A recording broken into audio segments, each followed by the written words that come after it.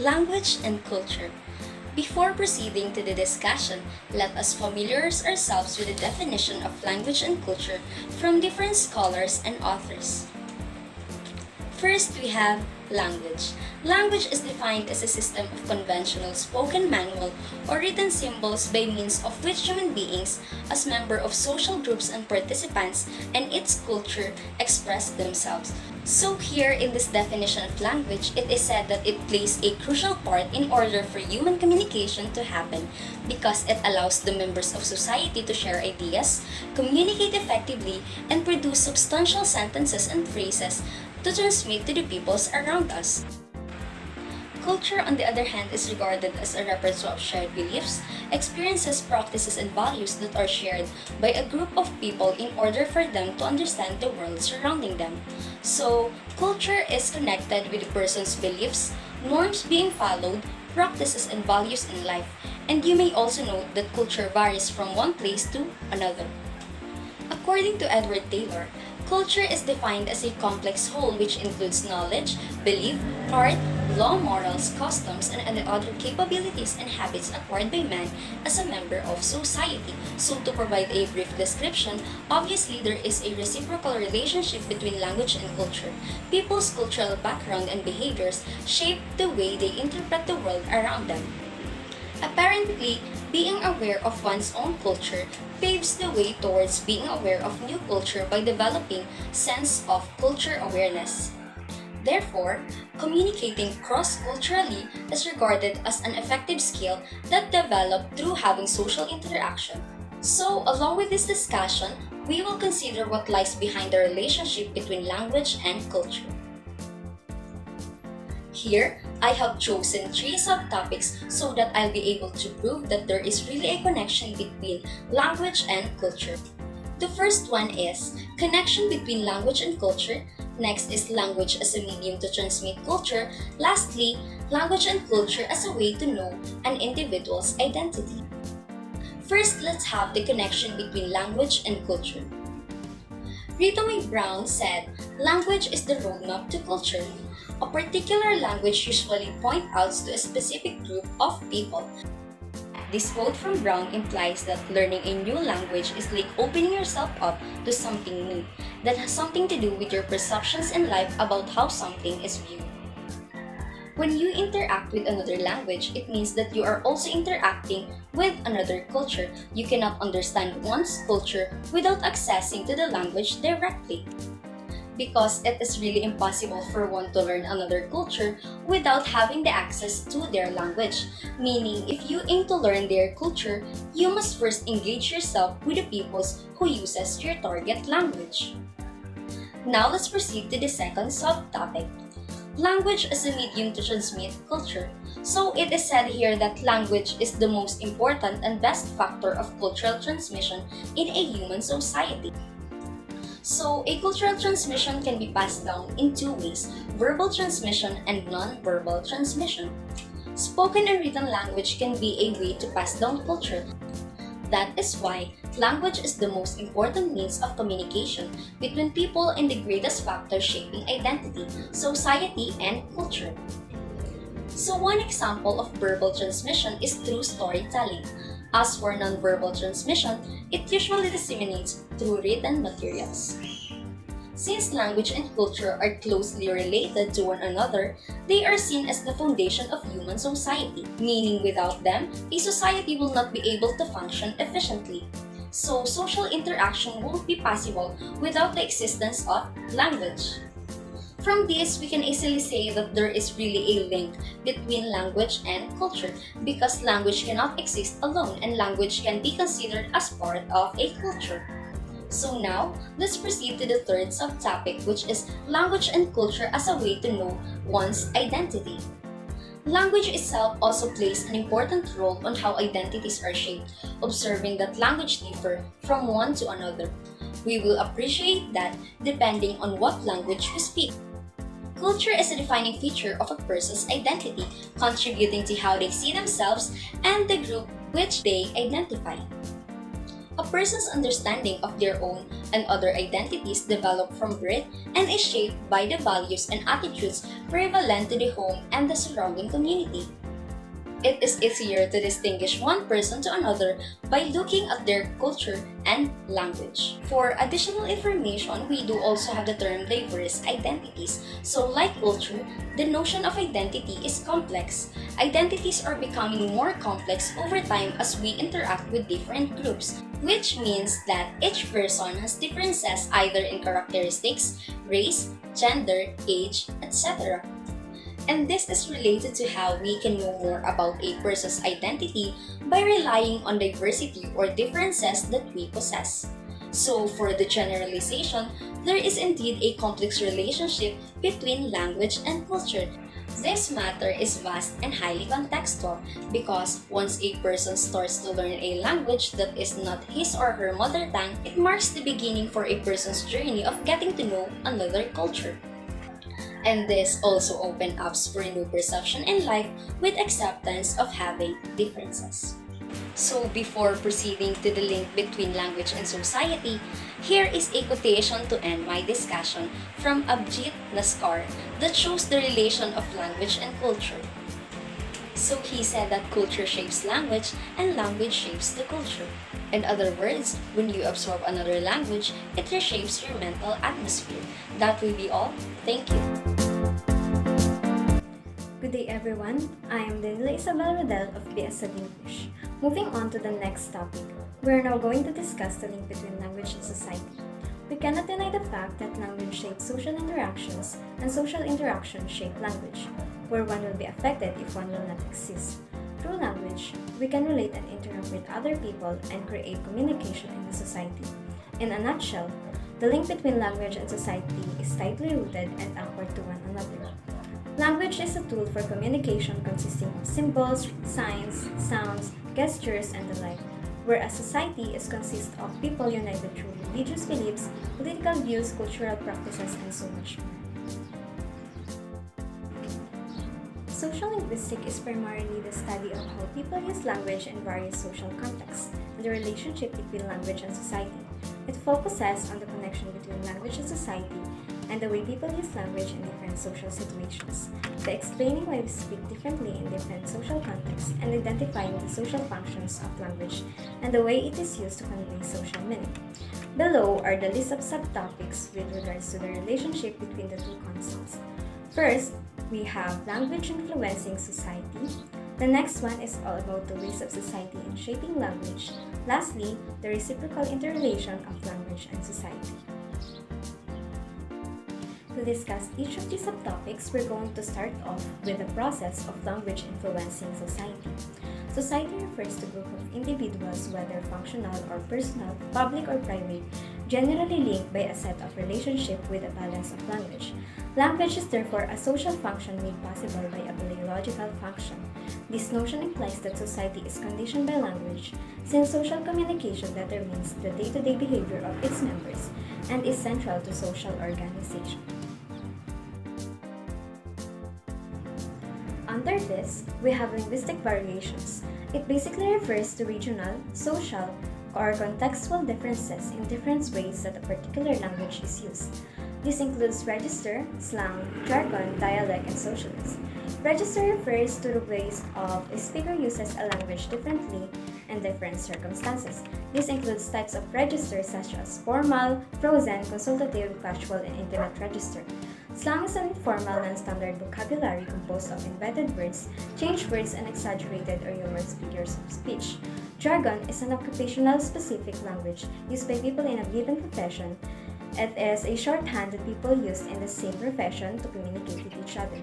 Dialect, on the other hand, is a particular form of language, which is peculiar to a specific region or social group. And lastly, we have socialist.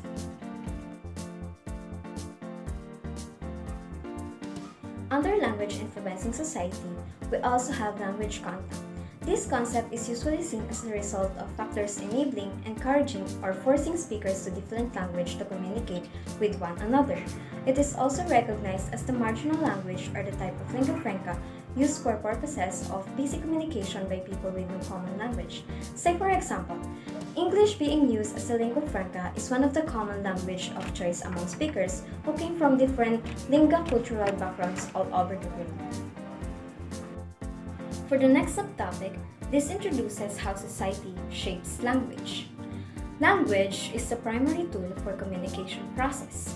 Society, however, controls our language through considering the appropriate language to be used in a given situation. Meaning to say, once a society starts changing, then language change produces special effects. Under these parts are the social-linguistic factors. These are the components that influence the way a language is used. This includes things such as ethnicity, religion, gender, age, educational level, and social class. Such components include social factors. These are the elements that affect a person's lifestyle such as culture, economic status, level of education, and so much more, along with social dimensions. It refers to the interaction between the participants of a common society.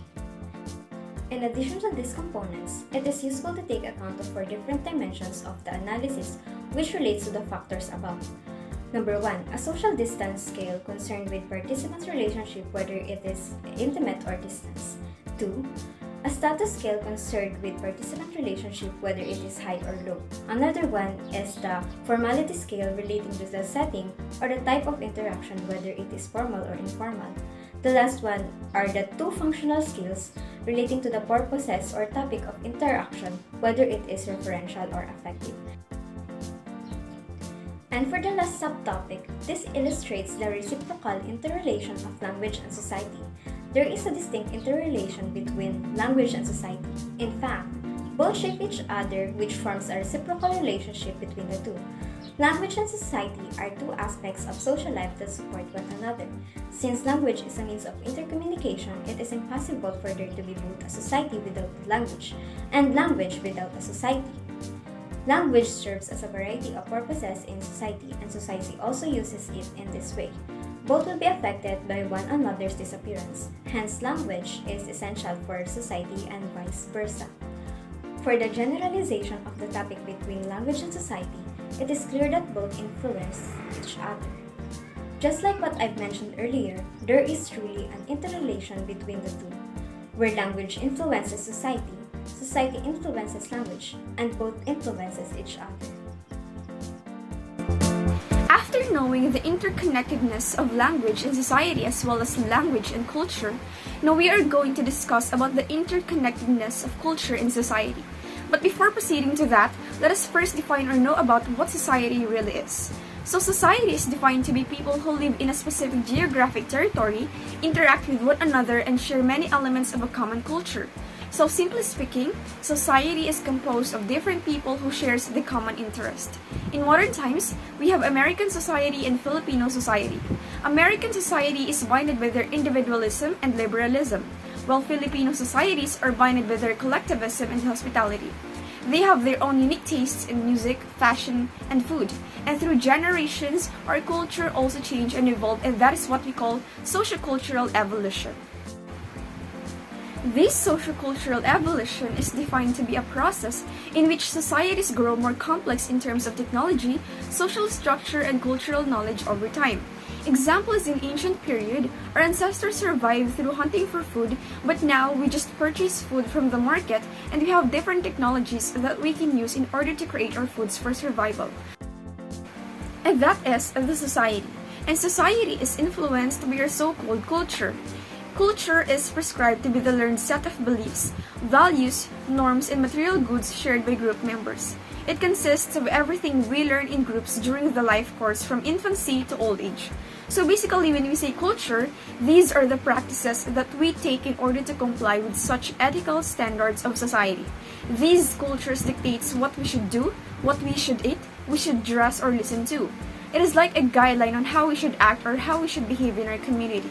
And culture has 2 major components, the material culture and non-material culture. First, let us tackle about what is a material culture. When we say material culture, these include artifacts, art, architecture, and other tangible goods that people create and to which they assign meanings. So in short terms, material culture, anything that we can touch physically. This includes the schools, the goods, money, weapon, and temples, and so forth. In the Philippines, some examples of our material cultures are the jeepneys.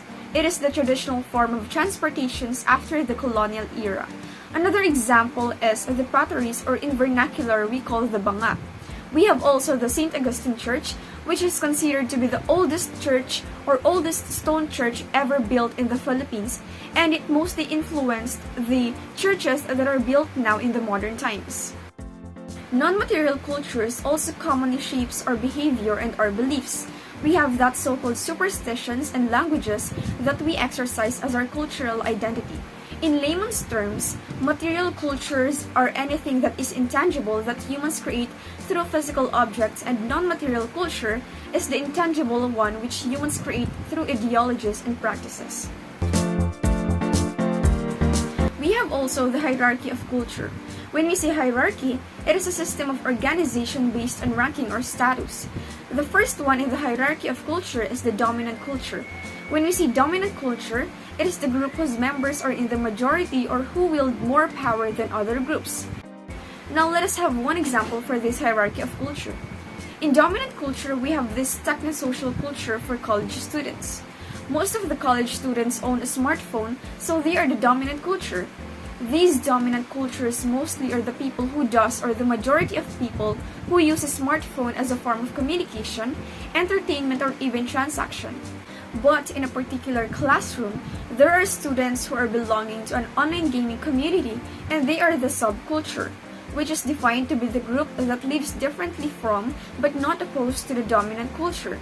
They belong to the culture that uses smartphones, but their manner of usage is quite different, so they are the subcultures. In a gameplay or in an online gaming application, usually female characters are seen as weak and are hypersexualized. Sometimes male gamers oppresses, threatens, and insults them. So these female gamers decided to create their own game in which the female characters are strong and gamers with rude behaviors can be reported. These female gamers are called the countercultures, in which they are opposed to the practices of the subculture, which is the online gaming community that insults female gamers. To sum it all up, when you say dominant culture, it is the culture that most of the people usually does. It is like the cultural generalization. But in subculture, it is also part of the dominant culture, but it has a distinctive customs and lifestyles. While the counterculture, it is opposing to the subcultures and it has contradictory principles and customs. Let us now move on to the next subtopic. Earlier, I have already discussed the definitions of society and also the definition of culture, and now we are going to discuss about the three sociological approaches regarding society and culture. The first one we have here is structural functionalism. In the structural functionalism, it says that it operates on the assumption that society is a stable and orderly system, considers culture as a glue that binds society together, leading to social order. So in simple terms, when we say structural functionalism, it is like a complex whole composed of different groups working together. So just like a family's duty is to shape the behavior and the intellect of their child. Every people went through the stage of being a child, and the role of the family is really important so that a society will have a better people in the future. Next one is the conflict theory. So it also means that there is a continuous competitions in the society in terms of our limited resources. Some resources that we are talking about here are the food, the money, and the power. And according to Karl Marx, there is the class conflict theory in which he observed that during the times of capitalism, the bourgeoisie oppresses the proletariat. The bourgeoisie are the ones who owns the companies and factories, and the proletariat are the ones paid to work for them. So bourgeoisie oppresses these proletariats by giving them the wages that are way below to what they should receive. So that means that those people are in constant search for more power and money without thinking or without considering the lives of the individuals below them. The last sociological approach is the symbolic interactionism. So symbolic interactionism believes that culture provides shared meanings to the members of the society. The more meanings are shared, the more the society ensures social order. So from the scholar named Max Weber, he said that symbolic interactionism is that people continue interaction through, of course, the use of symbols. So the symbols that we are referring to are the gestures, the language that we use. So every culture interprets or uses symbols differently. For example, different cultures have different perspective about a dog. Some cultures will look at a dog as a friend, a best friend, but for other culture they might see a dog as a food or delicacy. That's why the interpretations of symbols affect the behavior of people and, of course, the society. The disadvantages and advantages of these three must be understood by everyone for them to be able to have objective study or basis about the society and the culture. After knowing and studying about the definitions of culture and society, as well as the different approaches and components of it, we are now going to discuss about the relationship between culture and society. How does culture affect the existence of society and vice versa? It says that the pattern of culture designs the personality of an individual. Since values differ from one society to another, that is why we observe different traits in personality too. Different culture often produces different personality norms. Not all people are born social. Not all people are born with the ability to have a particular characteristics in order to blend quickly in the society. At birth, we are just innocent children. We do not know anything nor the concept of sexism, capitalism, politics, and diversity unless we are exposed to it. But as humans, we are bound to be a member of a particular group of people with, of course, the same interest with us. Just as a fish were inevitable to live in the water, humans are also inevitable to live in a cultural environment. Without culture, we cannot shape our personality. With the help of the people around us with different cultures, we are capable of adapting their personalities, and that is why we also begin to create our own. The reason why we have that so-called subcultures, countercultures, and the dominant cultures. It is because we are divided by our personalities and cultural perspectives in life. For example, in India and in Britain, the hissing or the act of hissing shows rudeness, or it is like an insulting behavior towards other people. But in Japan, it is like a mark of respect, especially towards superior. As you can see, they are very different because those two countries are exposed to different personalities and cultures. They have different ideas and perspectives, and that's what makes them culturally diverse. Hence, it is really important that we respect or give considerations to each culture because we are not born in the same country. We have different ideas, and that ideas become our identity that is passed down through generation. So that is how interlinked society and culture is.